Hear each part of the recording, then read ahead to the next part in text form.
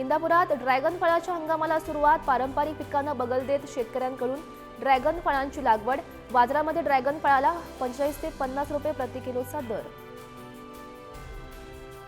हिंगोली जिल्ह्यात पावसाने उघडीप दिल्यामुळे शेतीच्या कामाला गती.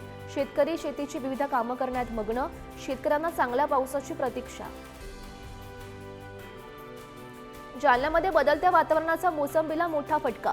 मोसंबीची फळगळ होत मोठ्या प्रमाणात वाढली आणि फळगळतीमुळे मोसंबी उत्पादक शेतकरी चिंतेत.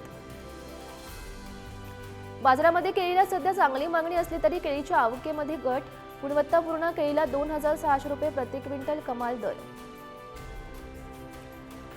देशामध्ये सोयाबीनच्या पडलेल्या दरामुळे सोयाबीनचे दर कमीच. सध्या सोयाबीनला सरासरी 4100 ते 4300 रुपयांचा दर. राज्यातील शेतीला मिळणार एआयचं बळ. बदलतं हवामान, बाजारपेठेतील अनिश्चितता आणि पारंपरिक अडचणींवर मात करण्यासाठी राज्य सरकारकडून महाएग्री एआय धोरण 2025-29 जाहीर. राज्यातील बाजारात हिरव्या मिरचीची आवक कमी होत असून चांगली मागणी. हिरव्या मिरचीला प्रति क्विंटल सरासरी 5000 ते 7000 रुपयांचा कमाल दर. राज्यातील बाजारात मागील काही आठवड्यांपासून लसणाचे दर स्थिर. सध्या लसणाला प्रति क्विंटल सरासरी 5000 ते 7000 रुपयांचा दर. उत्तर प्रदेश, पश्चिम बंगालमध्ये बटाट्याच्या उत्पादनात वाढ. बटाट्याला सध्या प्रति क्विंटल सरासरी 1500 ते 2000 रुपयांच्या दरम्यानचा दर.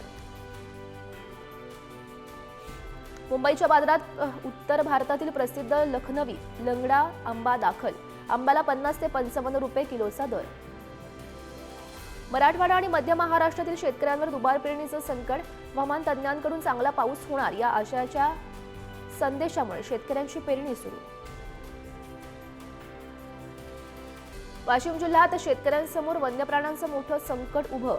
शेकडो हेक्टरवरील कोवळी पिकं हरिण, निलगाई आणि रानडुकरांकडून फस्त.